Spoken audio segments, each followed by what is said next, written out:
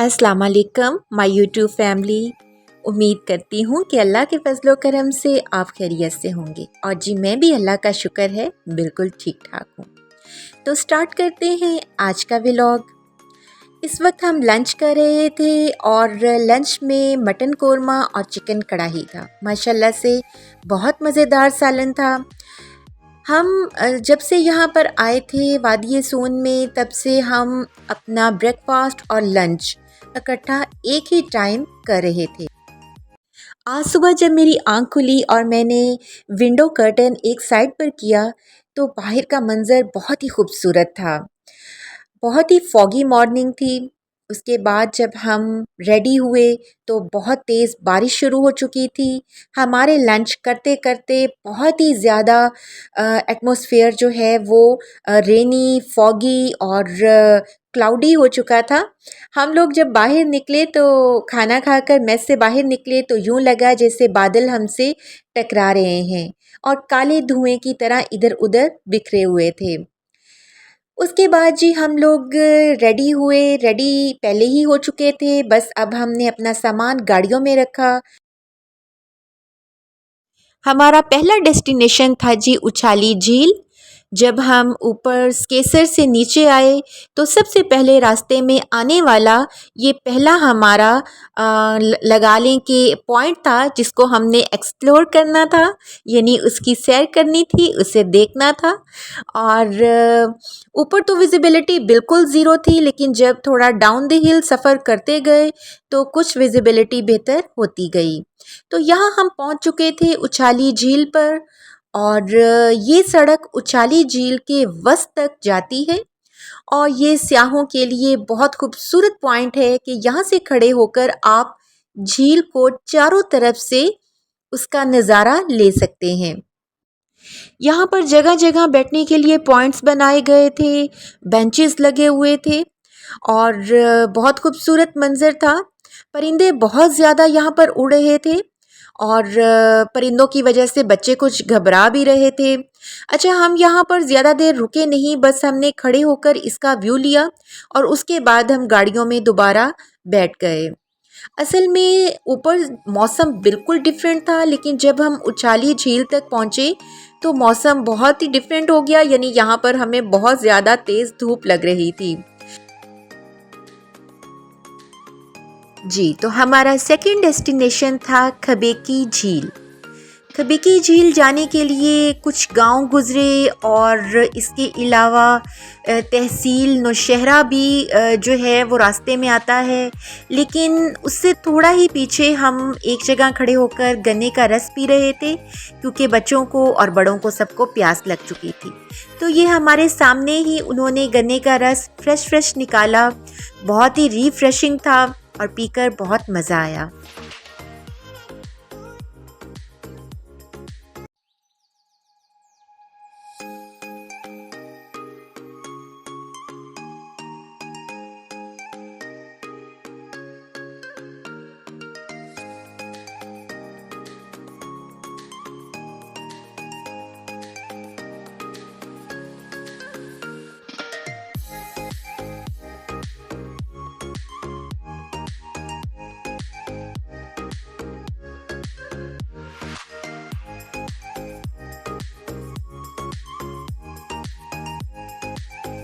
खबेकी झील जब हम पहुँचे तो मौसम फिर से चेंज हो गया, यानी कि पहले से ज़्यादा गर्म हो गया। यहाँ पर धूप काफ़ी से ज़्यादा तेज़ थी, तो ये अम्ब्रेला जो हम लेकर आए थे कि बारिश से बचने के लिए, वो हमने यहाँ धूप से बचने के लिए इस्तेमाल की। और बच्चे बहुत छोटे बेचैन हो रहे थे, जैसे कि मेरे भाई का बेटा है, बहुत छोटा है।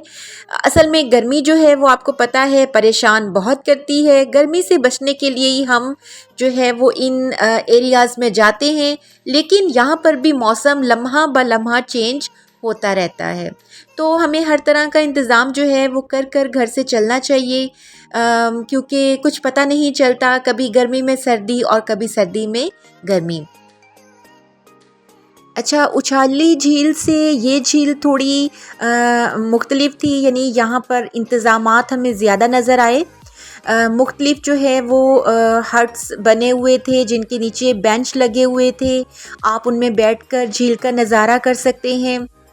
अच्छा, झील के साथ जो है वो पूरा वॉकिंग पाथ है जिसके ऊपर मैंने आपको बताया है कि बहुत प्यारी सी वो जो हैं वो हट्स बने हुए हैं, बेंचेस लगे हुए हैं और प्लांटेशन भी हुई हुई है। इसके अलावा बड़े प्यारे म्यूज़िक की आवाज़ आ रही थी जो कि माहौल को और ख़ूबसूरत और महसूरकुन बना रही थी। अच्छा, यहाँ पर चूँकि धूप तेज़ थी इसलिए हमें इतना मज़ा नहीं आया जितना कि हमें आना चाहिए था। लेकिन मैं ये कहूँगी कि अगर आप पिकनिक करना चाहें या अगर आपने सही से एंजॉय करना है तो आप इस झील पर ज़रूर आएँ। उछाली झील पर जो हम सोच कर गए थे ऐसा कुछ भी नहीं था। इस हट में बैठकर हमने झील का नज़ारा लिया और साथ में हमने नौशहरा से जो समोसे लिए थे वो खाए। कुछ फ्रूट वगैरह थे जो हम साथ लेकर आए थे वो भी हमने खाए और उसके बाद हम नीचे झील की तरफ आ गए। हमने कहा जी अब पास खड़े होकर झील का नज़ारा लेते हैं। और यहाँ पर मेरा भांजा जी बुरी तरह से फंस चुका था। उसके पाँव जो हैं वो अच्छे खासे मिट्टी में धंस चुके थे और वो झील का पानी जो है वो एंजॉय करने के लिए आगे तो चला गया लेकिन वहाँ जाकर मिट्टी में उसके पाँव फंस गए और अब वो देख रहा था कि किस तरह से वापस आया जाए। बहरहाल जी बड़ी मुश्किल से उसे खींचकर वापस लाया गया और उसके बाद उसने करीबी मस्जिद में जाकर अच्छे से अपने पाँव और घुटने और अपने कपड़े साफ़ किए।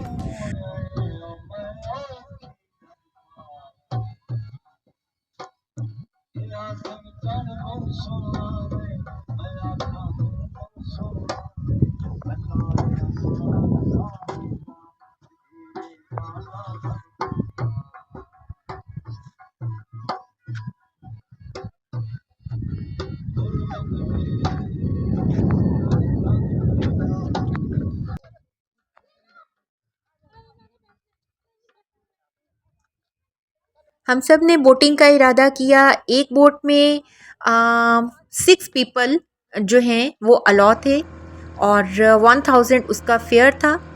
तो सब एक बोट में बैठ गए और मैं और मेरे हस्बैंड ने एक दूसरी बोट शेयर कर ली। बोटिंग करना मुझे हमेशा से बहुत अच्छा लगता है।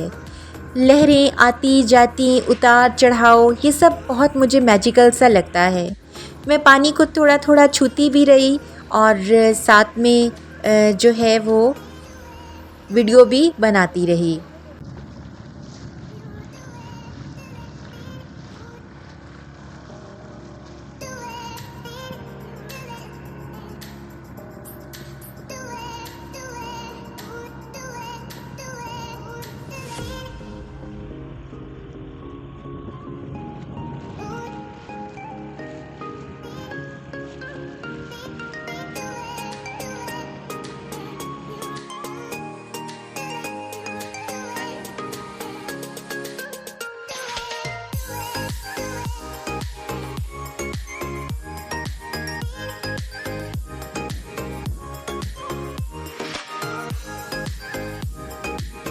खबीकी झील कुदरती आबशारों, तालाबों और चश्मों से मुज़य्यन है और नमकीन पानी की झील है। बहुत ही खूबसूरत पिकनिक स्पॉट है। अगर आप जाएं इस इलाके में तो इसको ज़रूर विज़िट करें।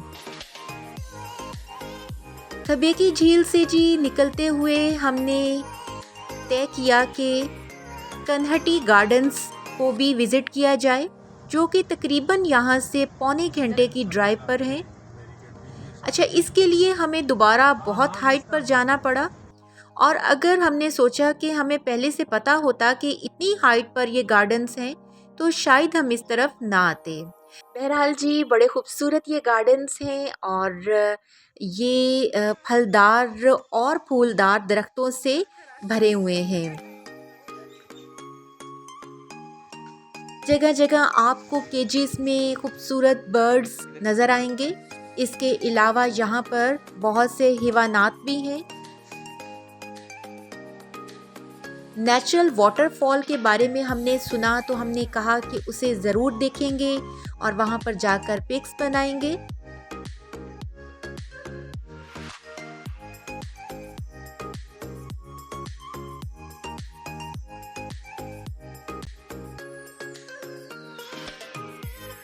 खबेकी झील में बहुत ज़्यादा चलने की वजह से हम थक चुके थे और अब हमारे लिए चलना मुश्किल हो रहा था।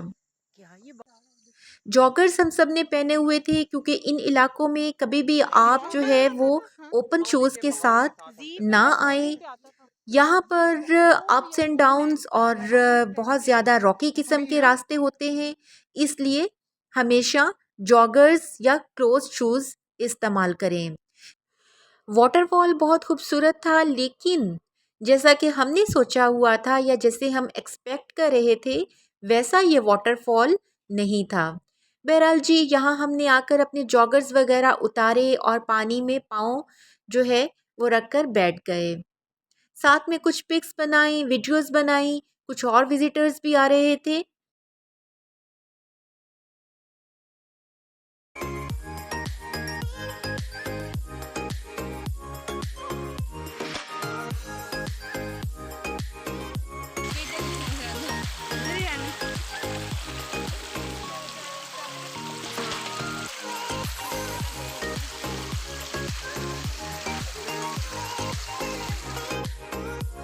ये क्लिप रात का है। वापस आने के बाद, खाना खाने के बाद फिर हम शॉप पर आ गए और इस शॉप को हमने 3 दफ़ा विज़िट किया। यहाँ पर होम डेकोर की सारी चीज़ें थी। चूँकि मुझे होम डेकोर की चीज़ें बहुत पसंद हैं, मैं ख़ुद भी होम डेकोर करती हूँ, इसलिए ये चीज़ें बहुत शौक़ से मैंने देखी।